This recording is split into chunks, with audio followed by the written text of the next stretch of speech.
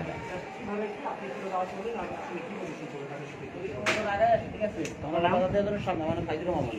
আপনি কার পক্ষের? হ্যাঁ কার পক্ষে? আমরা এই সাইডে কাপড় সহ দিই। আচ্ছা জি বলেন কি হয়েছে? ওদের আটকান তোমার সামনে দাঁড়ানোর পরে এক পর্যায়ে যে সজীব আছে না, সজীব, হ্যাঁ, প্রথমবার, হ্যাঁ, ঠিক আছে, ওর হাতে একটা শটগান ছিল। জি। ও শটগানে ওর সামনে উপরে এসে ফায়ার করতেছে। পরে এক পর্যায়ে আমাদের সব লোকজন পিছনে চলে আসে, তখন সুমন যখন সামনে দাঁড়ায় পড়ে, তারপরে আমিও দাঁড়াই পড়ি। দাঁড়ানোর পরে আমার হলো পিঠে লাগে, আমারটা লেগে সজীব এইটা সুমনে লাগছে। আপনার পিঠে কি লাগছে?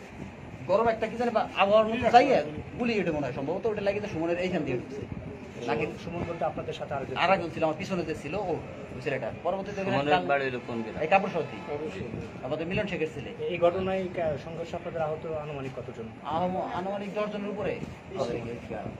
ঠিক আছে। সুমন শেখ ইয়া বলতে সজীব বলতে স্বেচ্ছাসেবক দলের। হ্যাঁ হ্যাঁ হ্যাঁ হ্যাঁ হ্যাঁ। হ্যাঁ। আপনি লাইবে না? আচ্ছা, ঠিক আছে, আগে নেতাদের অধীনে পুশ করেন।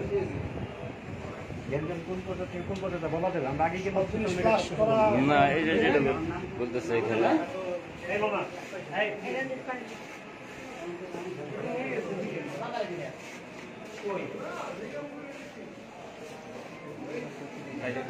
ঠিক আছে।